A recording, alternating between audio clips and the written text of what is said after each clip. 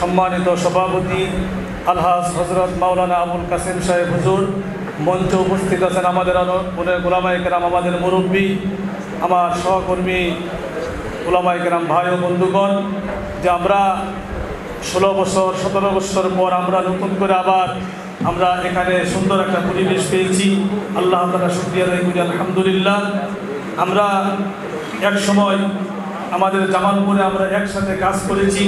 যারা পুরানা সাথী ভাই আছেন, ইত্তেফাকও আমাদের, ঐক্য পরিষদ আমাদের, অন্য অন্য সংগঠনের বাহিরে যারা আছেন তারাও আমাদের, কেউ আমাদের বাহিরের কেউ না।